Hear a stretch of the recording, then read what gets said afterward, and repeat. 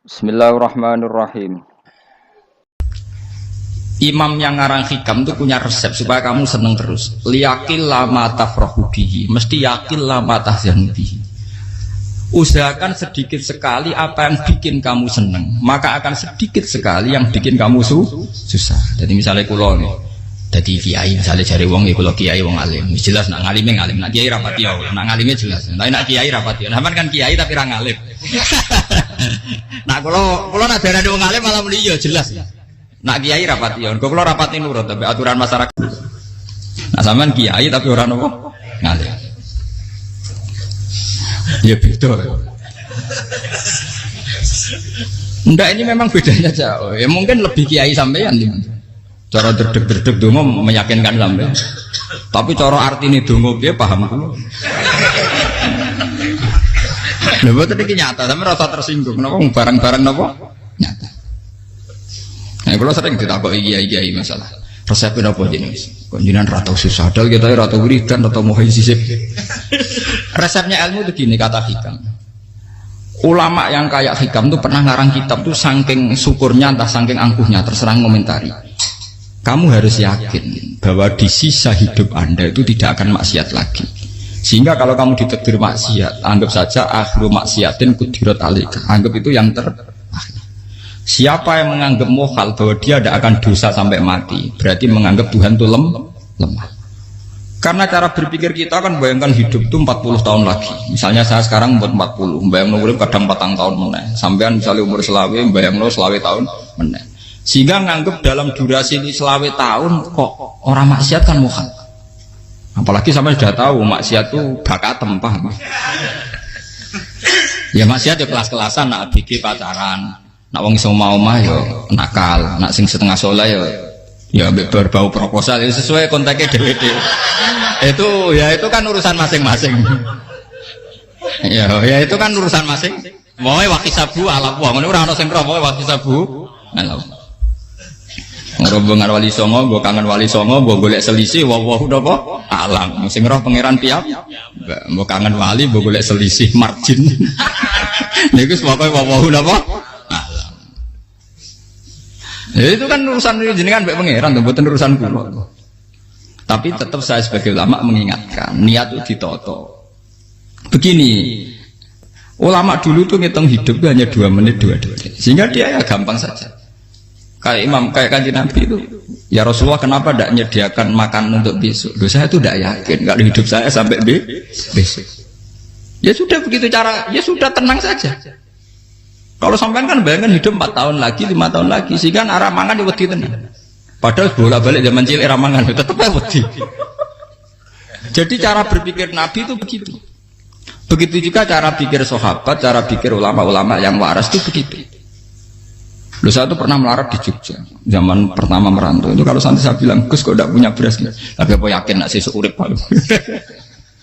Kowe butuh mangan sesuk, anak sesuk ijek napa?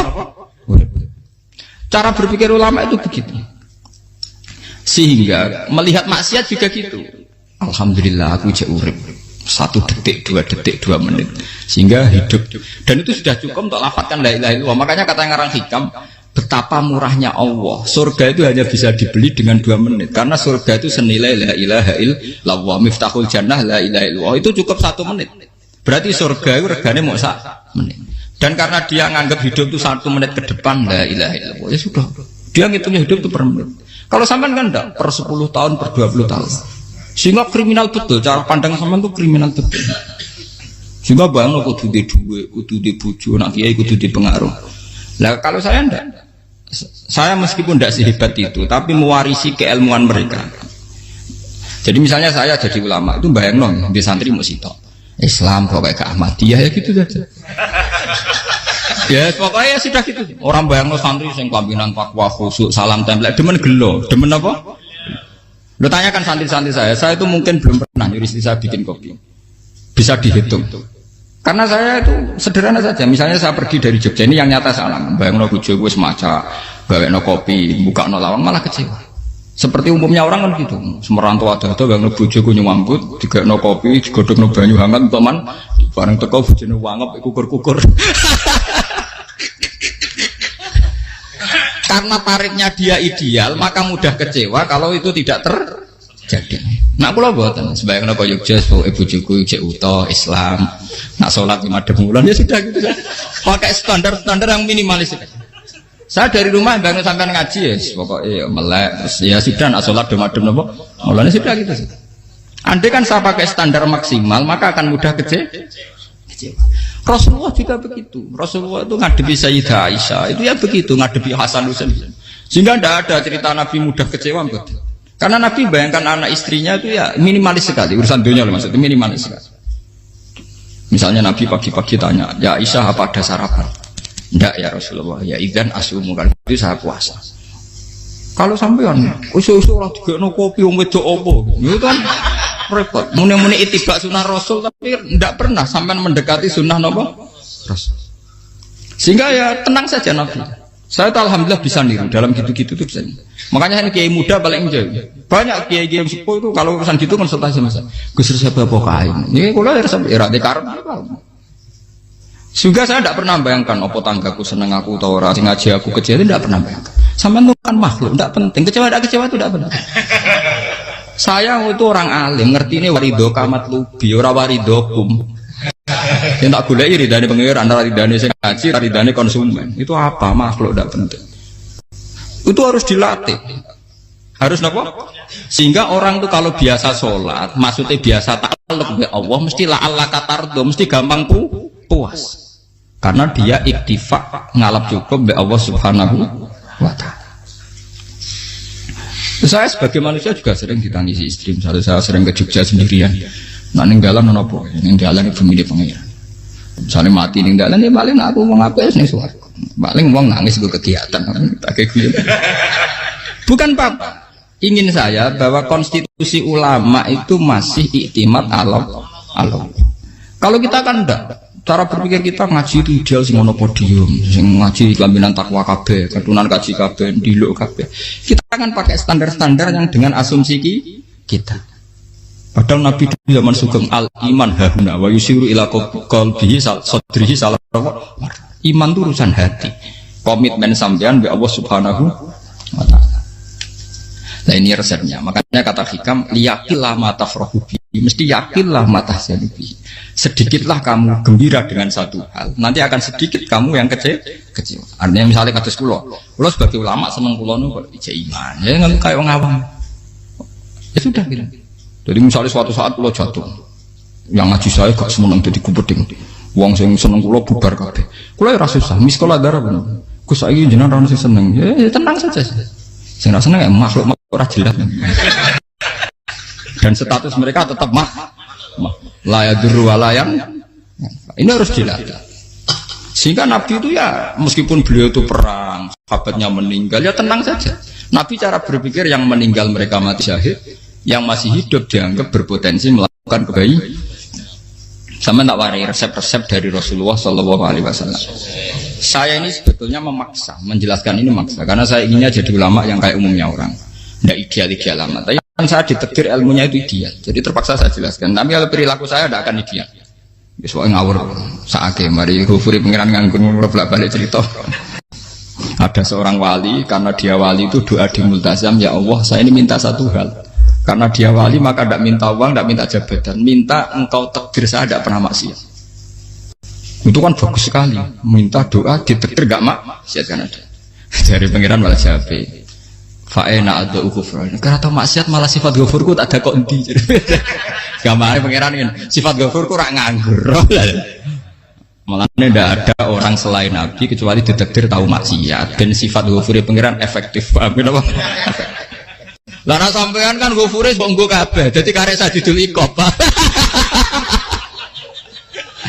Karena maksiat sampean sering. Jadi sifat ghafure wis berlaku aktif. Saya karek nunggu sifat sadidul iqab. Paham ya? Itu beda dengan wali-wali. Sifat sadidul iqab mau aktif, mereka tidak punya dosa. Malah pangeran bingung gak kok sifat ghafure. Apa ada kok ghafur atau dosa. Didakoki sadidul iqab gak tahu maksiat. Jadi pangeran malah sing bingung. Nak kowe ora tau maksiat ghafur kok tak dakoki. Kok ora tau maksiat, wong iku ora tau apa? Didakoki sadidul iqab gak mungkin atau maksiat. Lah pangeran apa dah kok Ghafur kan syaratnya dosa sik. Sampean kan walian. Ghafure wis dintekno. Keseringan kepake, paham ya? Karek nopo? Karek saya dicurikom. Ya itu memang standar Tuhan. Semua Quran itu kalau menyeritakan gitu. Nabi ibadi anni anal ghafurur rahim. Kawulaku ceritani aku ghafurur rahim. Tapi yo ceritani wa anna adabi wal adabul alim. Jadi Nabi ibadi anni anal ghafurur rahim wa anna adabi wal adabul alim. Kalau Nabi Ibrahim, Nabi Muhammad, inna rabbaka lasari'ul iqab. Pangeran cepat nyiksane. Tapi wa innahu laghafurur. Jadi dua sifat ini pasti aktif. Dan tentu ulama itu senang sifat ghafur itu ya meskipun aktif, tapi mereka tidak pernah ngambil fasilitas sifat nopo. Kula baleni malih. Sehingga kayak Sayyidina Umar radhiyallahu anhu ketika beliau pertama jadi khalifah. Ini cerita di kitab Hayati Sahabat. Pertama dia jadi khalifah, orang mengira dia akan ngomong hal-hal yang besar, visi besar tentang negara, visi besar tentang izzatil Islam wal muslim. Tapi ketika Umar pertama pidato begini, ayuhal muslimun ayuhan nas, ana, dari kata Sayyidina Umar, ana hulamun min bani Makhzum, akulu min kholati, saya ini pemuda dari Bani Makhzum. Kecil saya bisa makan karena bulik-bulik saya punya kebun kurma yang kalau saya memanen diopahi beberapa biji dan itu menjadi kuti wahayati, menjadi saya bisa hidup. Terus wassalamualaikum warahmatullahi wabarakatuh. Orang itu penasaran semua. Orang jadi khalifah pertama dibenem jadi Amirul Mukminin, pidatonya ngenang masa kecilnya ra kelar mangan, kelare mangan mergo buruh bulike, paham ya? Ngondoh kurma terus dikai tamarotin, beberapa kurma sing dadekno iso dan itu saya pakai sampai ketemu Allah Subhanahu wa taala saya pakai. Misalnya sekarang saya mulya, misalnya kalau dibilang mulya ya ana sing nyucup, ana sing husnudzon, ana sing hormat macam-macam sawangane. Itu bodoh sekali kalau saya menikmati itu, bodoh sekali. Paling banter nikmati dicucup dihormati itu apa? Tapi kalau nikmatnya bisa makan saat itu tuh nyawa. SBY jadi presiden prestasi, Gus Dur jadi presiden prestasi, tapi umpama presiden tetap mangan. Prestasi tertinggi ada bisa makan selisat dirumki gojogonyo. Makanya Umar mengingatkan, sebetulnya nikmat tertinggi saya itu tidak saat saya jadi khalifah, saat itu kok aku iso mangan, coro gak aku mati.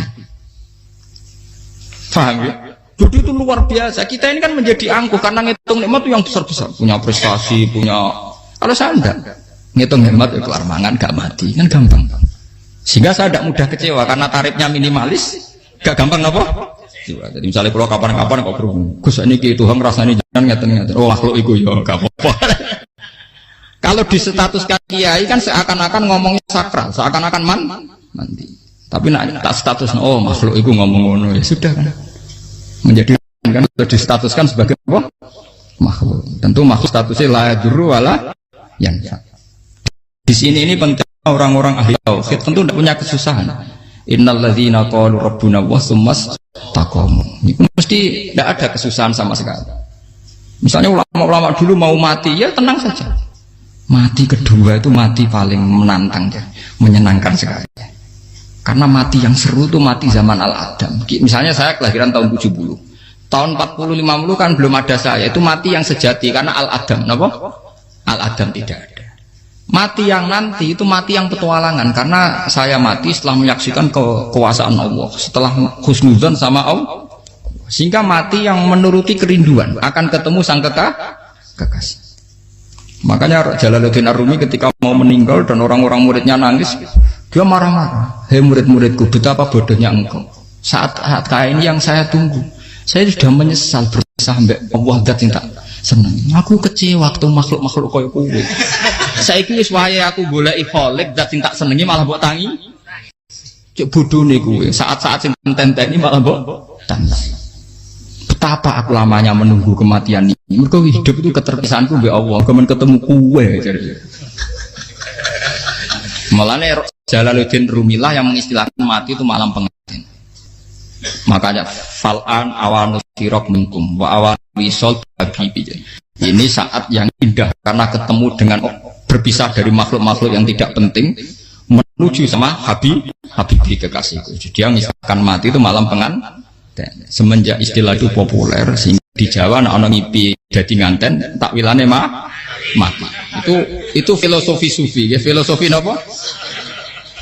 Lalu ini begitu juga sahabat-sahabat dulu. Bilal mau meninggal, anaknya udah nangis. Bilal lagu ya, ditanya sama anaknya, kenapa anak-anak kamu nangis? Dan jenengan badhe kapundhut. Aku malah seneng nang mati. Hudan nalqal akhibah Muhammadan wa hisbah. Aku nak urip ketemune mbek kowe terus. Malah nak mati ketemu Nabi Muhammad. Hudan nalqal akhibah Muhammadan wa hisbah. Nah, dengan cara pandang begitu maka hidup itu enjoy saja. Ya saya sebenarnya keberatan pakai kelas ini, keberatan karena saya harus ngulang sampean-sampean. Ya makanya potensi kayak saya tentu mengurangi jadwal ketemu. Makanya saya mohon kalau tidak penting itu jangan sungkan. Anggap saja itu bagian dari hormat saya.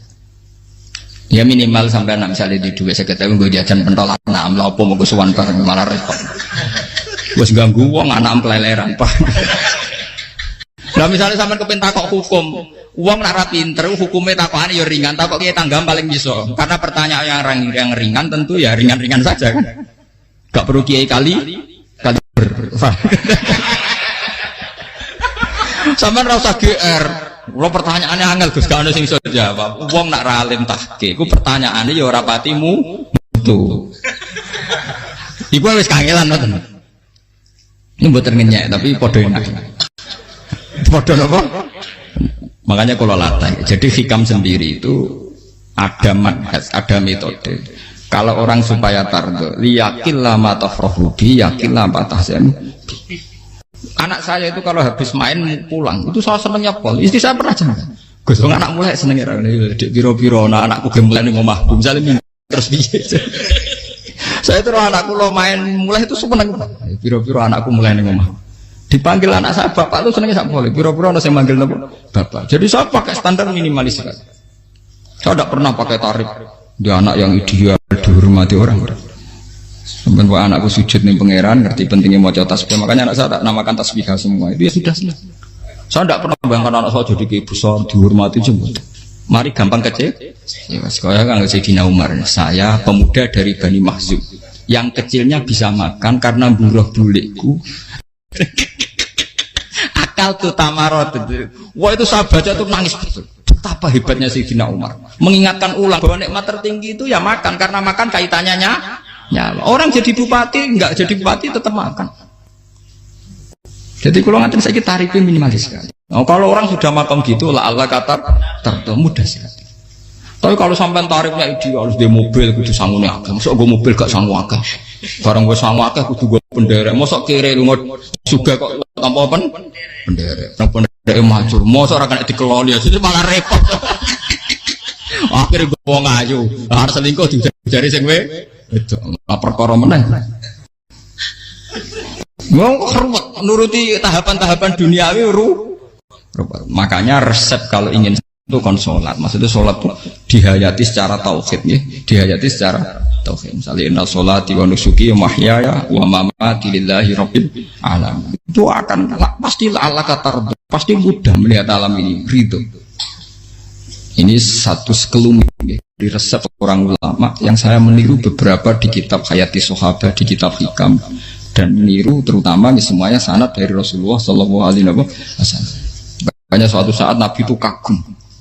Abdullah bin Mas'ud itu jalan dan dikawal oleh beberapa malaikat. Terus Nabi itu heran. Ya Abdullah, kenapa itu selalu mengawal kamu? Kata Abdullah bin Mas'ud, ya Rasulullah, inilah akhtu khutwatan illa wa azunnu alla akhtu wa ukhra. Wa ma aqaltu luqmatan illa wa azunnu alla alqamu ukhra. Saya itu tidak pernah melangkah kecuali saya tidak pernah yakin apa betul saya bisa melangkah lagi. Jadi perlangkahnya itu dia iktimat Allah. Dan saya tidak pernah mengunyah satu kunyahan kecuali saya tidak yakin apa betul saya bisa mengunyah lagi. Setiap kunyahnya tetap semuanya ada Bismillah. Semua itu atas nama pertolongan atas kata Rasulullah. Orang kakak andikan saya ada nabi terakhir itu jadi nabi. Jadi kemana? Makanya dulu nabi itu sering ngendikan, andikan orang-orang kayak gitu itu ada nubuah, tentu mereka punya derajat apa? Nubuah. Jadi tidak jadi nabi tapi punya derajat apa? Nubuah. Lah orang yang cara berpikir gitu tentu tidak khawatir apa yang hilang dari dirinya karena dia berkontrak dengan Tuhan hanya per menit per detik. Jika mempunyai resep al-mu'min yusiru sana Allah ayakuna li nafsi dzakiron. Seorang mukmin yang sejati tentu kontaknya dengan Allah Subhanahu wa taala dan dia tidak pernah ingat dirinya sendiri. Kayak sampean pas umat tapiil, Allahu Akbar, Allah Maha Besar, subhanak. Selalu ana wong ngrasani termasuk lali utange barang iku. Tapi yang jelas kan menjadi enjoy dengan dirinya sendiri. Paham ya? Menjadi enjoy dengan dirinya karena dia tidak sering punya kontrak dengan makhluk. Nah ini maksudnya Allah kamu janganlah Allah kata kamu pandang apa nak sholat terus kabul kajati apa nak sholat terus untuk duit ya bar karena cara pikir iso aja nak duit ya. Dan ini resep ya, dan resep ini dari ulama-ulama yang istinad ila Rasulullah Shallallahu Alaihi Wasallam. Karena kalau Nabi itu memang cara pandang. Aisyah itu pernah ditanya, ya Aisyah, saya ini ingin makan, apa yang dari sahabat ini masih? Wah ya Rasulullah sudah habis karena tak kasihkan tetangga. Itu Nabi tidak marah-marah, malah bilang, kamu benar Aisyah. Biru, yang kamu kasihkan tuh yang masih. Kau nak daging dipangan dewe kadang nuruti nafsu nak dikekno wong sudah kau nuruti perintahnya jadi Kanjeng Nabi beneran Aisyah daging ngejek mau kalau nanti yang malah ijek sing bogo sudah kau malah sing ijek cara berpikir Nabi itu begitu tapi tahu-tahu disederhanakan sunnah Nabi serbanan lah itu kan ya memang itu bagian dari sunnah Nabi tapi sunnah seharga 10.000 paham ya? Dia monggo mawon nak sampean sunnah Nabi serbanan gitu, tapi itu sunnah yang bisa dibeli dengan murah. Hakikatnya sunnah Nabi itu rata-rata bentuknya perilaku, napa? Sampean delok dawuh Aisyah, tengene tiba berjanji, kana khuluquhul Qur'an wa shimatuhul ghufran yansahu lil insan wa yafsahu fil ihsan wa ya'fu 'anil dzambi idza kana fi haqqihi wa sababi. Kana khuluquhul Qur'an, Nabi ku akhlak dasare wis kaya Quran plek. Urusane akhlak. Wasimatuhul ghufron, ciri utama sifatnya Nabi gampang nyepuro. Yansohul insan, dan Nabi punya niat baik pada seluruh manusia. Wayafsahu fil ihsan, sering melakukan ihsan. Dan sunnah Nabi ngoten kan luwih sering kula Quran ya wis hafal mulang. Wasimatul ghufron kula gampang nyepuro, sampeyan ngaji angop ya ora tau tamu. Yansohul insan, kula bedina nate tiyang mulang. Wayah sahufil ihsan tak gawe gampang. Kula mulai ora tau itu sakmene kudu podium kudu wong dilo ya ora. Pokoke akhir kiamat dia ya madhep mulon ya sudah. Lho itu kan dawuh Aisyah ketika ditanya kaifa kana khuluqu Rasulillah. Dan itu semua dijawab oleh ahwal, oleh sebuah perilaku. Ndak ada Aisyah jawab nganggo atribut. Oh Nabi itu jubahan serbanan tidak ada itu. Memang itu sunnah ya, satu itu sunnah kan jangan salah paham ya. Tapi itu sunnah yang tidak dijawab oleh Aisyah. Sunnah yang sampean jawab sendiri paham. Aisyah yang istrinya Rasulullah ketika ditanya kaifa kana khuluqu Rasulillah, beliau jawab kana khuluquhul Qur'an wa simatuhul ghufran yansahu lil insan wa yafsahu fil ihsan. Semuanya akhwal wa ya'fu 'anil dzambi idza kana fi haqqihi wa sababi wa idza dia haqqu wa lam yakun li ahadi marra'ahu badihatan haba wa idza ta'ahul miskinu ajaba yaqulul haqqa walau kana murra wa la yutmiru lil muslimin hisaw wala dur. Semuanya itu akhwal, satu perilaku sosial. Saya mengakui kalau serbanan sunat. Ya saya ngakui. Tapi sunnah wis karena saya mewakili yang akhwal tadi yang apa? Lah mungkin untuk sampeyan monggo kalau untuk ngisi sunnah. Tapi mbok ya adil. Ini bukan kritik mboten nggih. Yang meyakini serban sunat kan sudah banyak dan itu bagus. Tapi cobalah juga meyakini ahwalu Rasulillah. Makanya man sanna sunnatan itu rata-rata ulama maknani siapa yang ikut sunnahnya Nabi. Rata-rata ulama nafsir ahwalu Rasulillah wa af'alu, perilaku sosial Rasul. Makanya terusannya wa idza ja'ahul miskinu ajaba. Kalau dipanggil orang miskin ya datang. Ya maksudnya ada harus orang miskin manggil pas resepsi kawin boten. Misalnya orang wong melarat kuwi di sepeda motor, wong melarat iki yo ngeturane puskesmas ya mbok terno. Wong melarat lara ya nukono misale apa minyak kayu putih mbok tekani. Ora kok ngerti-ngerti mbok urusan walimatul urus sing wajib piye. Payah. Lho lan wajal miskin wajib ora ana hadise urusan walimatul urus mboten. Kalau orang miskin manggil ya. Dalam riwayat hadis ya Nabi sering dipanggil orang miskin. Ya Rasulullah, mbok datang ke rumahku, ada apa? Terus ya Nabi, saya tuh ingin rumahku sing elek jenengan nanti salat teng mriku. Ya Nabi datang ya salat saja ya ora jamuan. Fi ayyi makanin aradta an usolliya fi. Kamu di tempat mana kamu seneng salat? Teng mriki ya Rasulullah. Ya Nabi salat. Sing ngundang ya waras pisan. Kenangan mek Nabi kok mae dienggo salat Nabi. Ambean tahu tanggung kiai kon salat. Kon promosekno anakmu iku paham. Kiai dongakno ke kersane ketampi PNS waduh. Padahal kiai ini dhewe anak era PNS. Kalau dulu kan sahabat ngundang Nabi itu ya gitu. Ya Rasulullah, saya itu ingin sekali engkau sholat di rumahku, fa'attakhidahu musollan. Kemudian tempat yang pernah engkau sholati mau tak pakai musola pribadi. Makanya masjid kiblat itu rumahnya sahabat. Karena dulu Nabi pernah sholat di satu tempat, adalah ono perintah tahlilul kiblat itu di rumahnya sahabat. Itu sahabat dulu itu kalau ngaturin Nabi itu kenanya ingin Nabi pernah sholat di situ. Nah, ilmu ngeten ini muntah. Ya untungnya nonton kulo, jadi ono sing eling-eling ya Bang. Nah, teman kudu syukur ya, artinya syukur ya. Orang kayak saya itu tidak usah sampean dikte-dikte ngikuti hukum adat. Kalau ngoten sampean gelo mergo kula ora iso teko, kula ya gelo perkarane ulama kok mbok atur. Makanya saya sering guyon cerita, saya itu kalau di pasar Pandangan dulu tuh anyaran boyong sering di pasar, ditanya sama Gus wong alim kok di pasar. Piye? Aneh tuh, ya aneh kuwi. Aneh piye? Bodohnya wong alim. Kadang masyarakat itu tidak sadar keanehan dirinya sendiri. Mereka enak saja merasa kalau orang alim ke pasar itu aneh. Mereka tidak sadar orang bodohnya wong alim ya aneh. Enak saja mereka mikir sepi. Faham ini supaya sampean la'alla kana potar. Makanya untuk Rasulullah, Nabi itu sering ngendikan nek ana tamu hormati. Tapi etika mertamu di Rasulullah itu walakin idza du'aitum. Mertamu Nabi itu nunggu ditimbali. Walakin idza du'itum du'iya mabni majhul. Ketika kamu ditimbali fatwa. Jadi ya ayyuhalladzina amanu la tadkhulu buyutan nabiyyi illa ayyudzana lakum. Jadi untuk sowan Nabi itu nunggu